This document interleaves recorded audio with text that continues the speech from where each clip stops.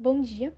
O trabalho foi feito pelos estudantes Ana Laura, Esther e Teodora e diz respeito às lendas medievais, onde a obra de fundo faz menção ao momento da peste negra, em que as supostas caveiras seriam a representação do imaginário da população como a morte, buscando as almas infectadas pela doença. E essa simbologia é representada até os dias atuais.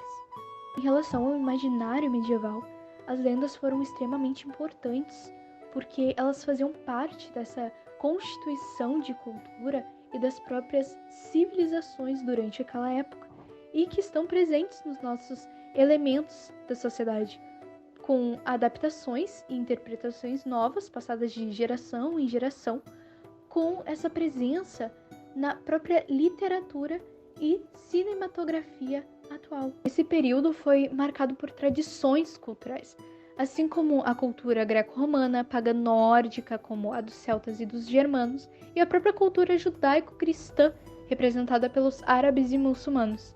E dentro desses elementos culturais, além da política, da organização social e a arte, estava essa questão do imaginário, como algo fictício, desconhecido e que causava esse medo na população. E essa palavra também era usada como o maravilhoso, que seria em latim mirabilis, e dividido em dois, mágicos e miraculoso, onde mágicos seria a questão da magia e oferendas ao diabo para receber esses poderes sobrenaturais, e o miraculoso como questão de milagres sobrenaturais, assim como a ressurreição de Cristo, e que ambas tinham essa conexão com o pensamento cristão e também essa relação com o sobrenatural e forças ocultas, lembrando as próprias lendas medievais. Em relação à primeira imagem, apresenta pessoas reunidas, como se falassem sobre as lendas, significando essa questão do imaginário e desse contato durante as gerações para que as lendas fossem repassadas e recontadas. E na imagem 2, representa essa imagem das supostas bruxas sendo queimadas, lembrando o mágicos, que seria essa relação de magia e poderes sobrenaturais. Lenda é uma palavra que vem do latim e significa o que deve ser lido. Antigamente, o termo era relacionado às histórias de santos, porém, foram adquirindo características específicas até se tornarem o que são hoje. As lendas contam uma mescla de fatos históricos e fantasia, explicando situações que normalmente não se explicam cientificamente. As lendas existem há muitas centenas de anos e geralmente eram e são transmitidas verbalmente.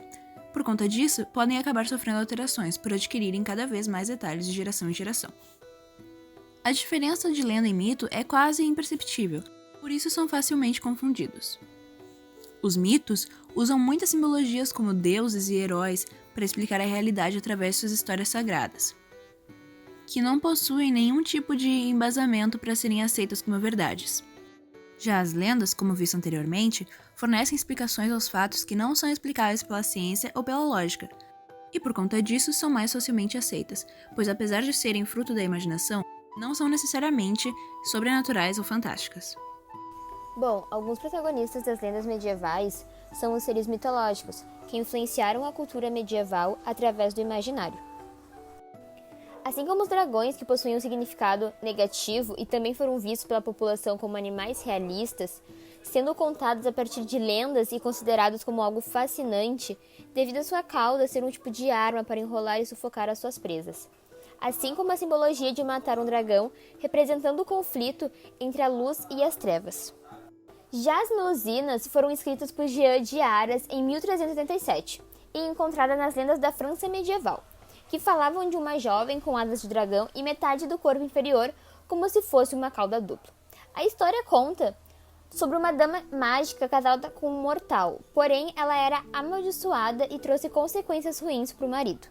Já os unicórnios são de origem ocidental e na Europa foram usados para explicar conceitos cristãos. Sendo animais descritos com cascos separados, pelo branco ou prateado, cavanhaque, chifres aspirais ou lisos. Além de que foram a representação da Virgem Maria e a força do Espírito Santo, por terem um temperamento dócil. Já o gato preto era e é visto como um símbolo de maldição por causa da cor do animal, representando as trevas com hábitos noturnos.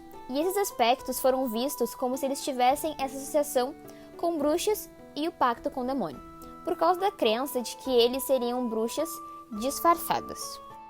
Já os gigantes, que viviam em desertos e montanhas, conviviam com os próprios seres humanos. E segundo a lenda escrita por Monmouth no século XII, teria ocorrido uma suposta disseminação dos gigantes, exceto Goel-Maggot, que foi desafiado por Corineus, que matou o gigante jogando-o de um penhasco em direção ao mar. As mantícoras foram escritas por Ectésias com base na mitologia persa, como um animal de cabeça humana e com chifres, corpo de leão, cauda de dragão ou escorpião e várias fileiras de dentes, onde engoliam pessoas e que foi representado como um símbolo do mal por alguns escritores. Já os cinocéfalos, de origem egípcia, representavam Anubis, com o corpo de um homem e a cabeça de cachorro, com um significado de brutalidade e magia, e que na obra A História dos Lombrados se refere à lenda original, que dizia que os lombrados teriam espalhado boatos de que animais que comeriam caranguejos do campo de seus inimigos como uma forma de expulsá-los sem serem atacados. E por fim, os blemiais, que foram um ser acéfalo, ou seja, não tinham cabeça, mas seu rosto era localizado no meio do peitoral. A lenda diz que eles eram assim para que ninguém conseguisse ferir seu coração, por não saber sua localização. Segundo James Mandeliv, eles habitavam em ilhas do sul da Ásia e foram descritos como quem tem um olho em cada ombro e sem cabeça, boca redonda e no meio do peito. Temos mais alguns seres mitológicos, como os duendes, fadas e os esquiapodes. Bem, para começar, é importante dizer que o lendário Rei Arthur começou a despertar grande interesse internacional através da popularidade da crônica fantástica e imaginativa História Regum Britanniae, que é as histórias dos reis da Bretanha, composta por Godofredo de Monmouth. É desconhecido se a crônica de Godofredo, completa em 1138, é de autoria própria ou influenciada por outras fontes. Bem, para entender a lenda da Távola Redonda, é importante saber um pouco da história do rei Arthur, um lendário líder britânico que liderou a defesa da Grã-Bretanha contra os invasores saxões no final do século V e no início do século VI. A concessão e o nascimento de Arthur são profetizados pelo mago e feiticeiro Merlin, que é o seu conselheiro no início do seu reinado e o fundador da demanda do Graal.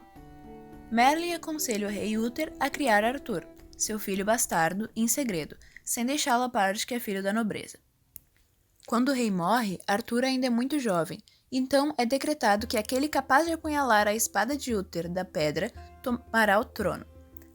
Após muitos tentarem sem sucesso, Arthur consegue recuperar a espada, dando início a um reinado de paz e prosperidade. Com a finalidade de reforçar alianças, Arthur se casa com a princesa Guinevere, recebendo como dote a famosa Távola Redonda, que é uma mesa circular para representar que nenhum deles era mais importante que os demais, onde Arthur se reunia com os mais bravos cavaleiros.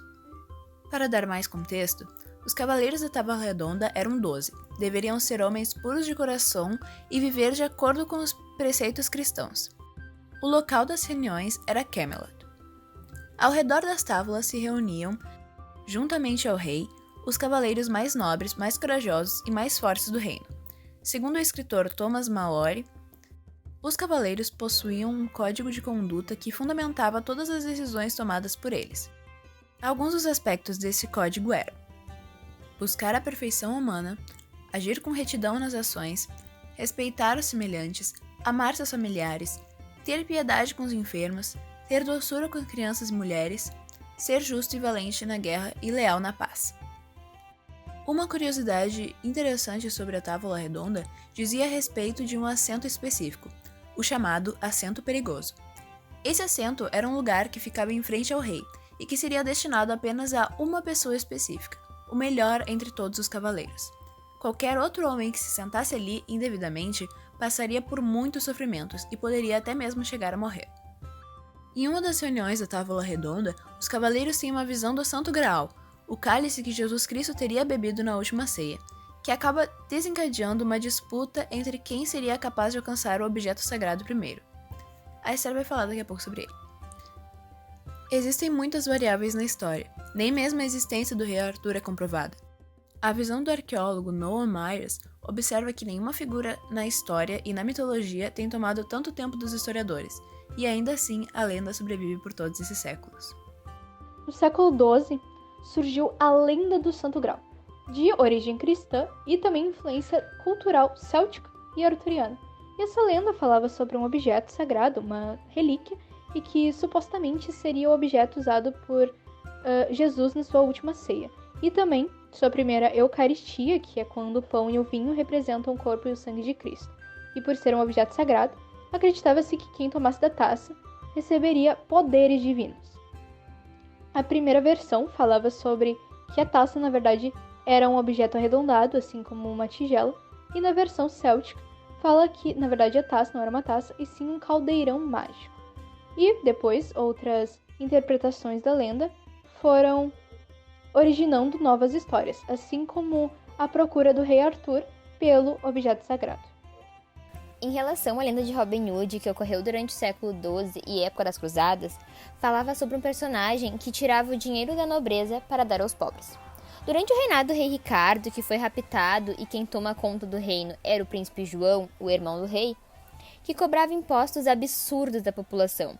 E nisso, a população se revoltou, junto com grupos rebeldes, e se rebelaram contra o príncipe. Então surge um homem chamado Robin Hood, que havia retornado para casa depois de ter lutado nas cruzadas. Descobrindo que seu pai morreu por causa da opressão do príncipe, e acaba se revoltando e se juntando aos rebeldes. Para recuperar o dinheiro, ele e o grupo de rebeldes cobravam ouro dos cobradores de impostos para a passagem pela floresta de Sherwood, que por fim só roubavam todo o ouro para devolver para a população e para pagar pelo resgate do rei Ricardo. A informante do castelo se chamava Lady Mary, que ajudava Robin falando dos planos do rei e do xerife.